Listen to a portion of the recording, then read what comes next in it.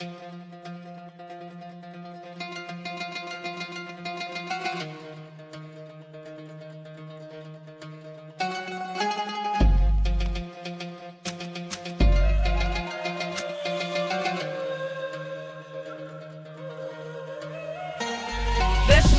زنایی که تاریخ رقم زدن، چرا کنیم عزتی که داریم عوض بدن. مشکل داریم ولی شادیم اثر نزد، چرا باید بترسم از تو گوشه تاریک قدم زدن. صورت مادر رو کودک تابید از اولم، عشق مادر به بچه جاوید تر از همه.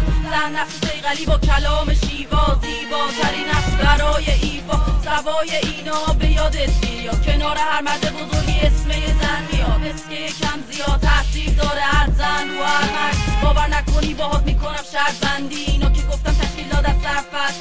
بعد از این چیزایی میگم که هر کسی بفهمه بشکونه واسش سردست. سکوت زن نقش بس بر بدن و بدن از جنس زن، کمکشان هر دشت و دیار و زبر شد سینه رو دشمن.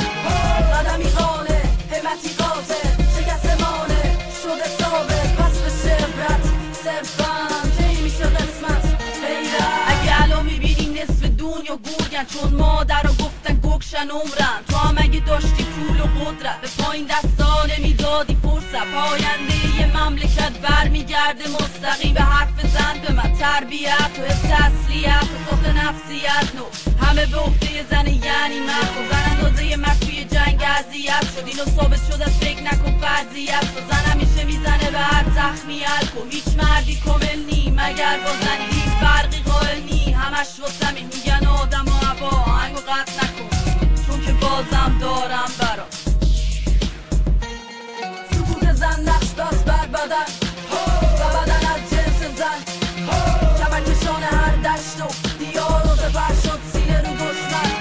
قدمی قانه همتی قاطع شکست مانه شده ثابت، پس به شبرت صرفم کی میشه قسمت غیرت. تو روز نیست صحبت صدها ساله که احترام گذاشتن به زن ارزش داره، خجالت داره. آره این روزا با یه ماشین خوب مایه چشمم چشمی با دختر همسایه. بعضی دخترها چه ساده خواب میشن، غیر از لباس خوشگل چیزی فهمیدن.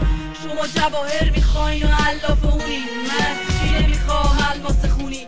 معیار انتخاب زوج باید عوض شه، درک افتخار جزو استعداده. یه تو رفتا کن که فرشته ها بیان به استقبال تو. را به را میبینم با چشام اینایی که میگم خب این شانس ما. دخترهای خوشگل دور شازده ها به درون بینگرد یکم ساده باش. سکوت زن نقش بس بر بدن